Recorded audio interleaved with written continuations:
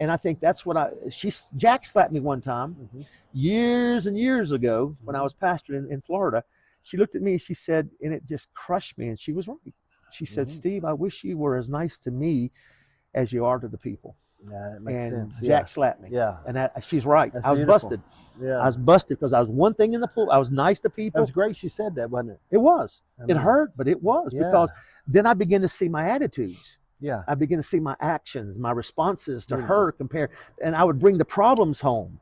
Yeah, and that's not where they should be. They should be left at the altar as we encourage our people to do. So I'm learning that, and again just be able to share and communicate with her. Okay, I like that, but I want to go just a little bit deeper. All right, if I can. Please. Around the house, what could you do better? Well, I think the thing is I'm doing my best to help her in the sense of try to find a need and fill it, and find a hurt and heal it. And I'm doing my best to help and find her needs, because she had COVID and almost died. So my whole perspective has changed. I wish I could say that there was a finger that I could put on and this is that, but I'm just trying to be, life is short. Yeah. And I have something, I'm just trying to be the man of God that He's called me to be to my wife, to that she can see Christ in me. Yeah. And not just the community, but in me. But my whole perspective has changed, honestly, because that I almost lost her about 3 years ago. Right. We went through, Janice had meningitis. And buddy, it was and had it for a couple of days before we really knew what it was. Wow. And when we got her there, they said, she could die from this. Yeah. It was, and there's really nothing they could do when they got done to the end, but we come through that. But there's stuff that happens, man. But I think the thing is now, honestly, I try to think eternally. If my last words. I guess what I want to do, I want to make it a little hard, okay? Do I wash the dishes? Yes. I put them in the dishwasher. That's what I'm shooting for, okay? I mean, do you wash the dishes? Yes, I do. I even wash clothes. Do you pick up your clothes? Oh, I pick them up. If not, they'll walk off. Do you wipe the sink off? Yes, ma'am. Yes, sir. See, now I like this. Yeah. Now we're getting somewhere. Now we're getting somewhere. See, I mean, I appreciate the heavenly stuff. Oh, man. I'm trying to get you down here to where the Auric is and the dawn. But everybody's looking is that. I want you to make a commitment that we can look back on and say, hey, he said he was going to pick up after himself. Did she call you? There's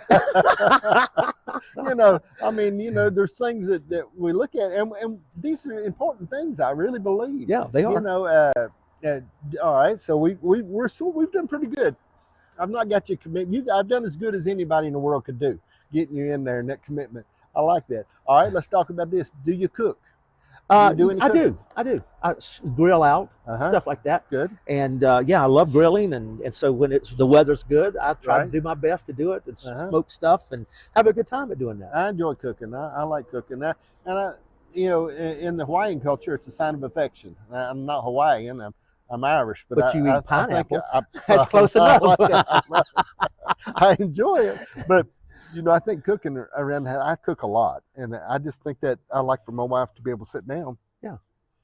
And I like to cook and get those meals ready and sit it on the table and say supper's ready, and do that. Because for years I didn't do that. I mean, we had 8 restaurants and I didn't really cook. My word, okay, but I mean, both of us worked for McDonald's for almost 10 years. But I mean, the cooking part that I do now, I enjoy that because I want her to be able just to rest. Yeah. Her to sit there and do that. And I think that helps a lot. So what's her love language? I think it is. I think what is it's long suffering, as far as she doesn't get excited. Yeah. And when we talk about stuff a lot, she says, whatever you would like to do, that's what I would like to do. Yeah. And whatever you would like to eat, and then she generally changes that some. But I mean, she'll like to eat, but I want chicken thighs. You know what I mean? Yeah. She says that. But I think that when we get into that, the understanding and the patience, and we've had a real good relationship, Janice and I have, and we don't do not a lot of arguing. I'm not. Yeah. And my mom and dad could start arguing about the windshield wipers, and it would last a good hour. Okay. Oh, no. Okay. But they liked that, and that was their nature. Yeah. And I've got friends that love to do that, but I mean, we just don't do a lot of arguing. That's good. And I never was a big arguer. I didn't mind a fist fight, but I didn't like to argue. Right. I just don't like that. I like to say, now, we're going to have to fight if you keep doing that. I don't want you to take that wrong. Yeah. I don't want you to think I'm mad at you. So I think that when we work with them, and I believe relationships come strong, and there's some of these things that are natural. I think natural gifts, and you've got natural gifts that you walk in that you don't even know. Yeah. And I think that's what's so beautiful. All right, let's talk about this. All right, go for it. I mean, I think it's great when we pray and God answers prayer. That's really cool. But the things that God does that we don't ask for. Right. And I studied for a year about the relationship of God the Father.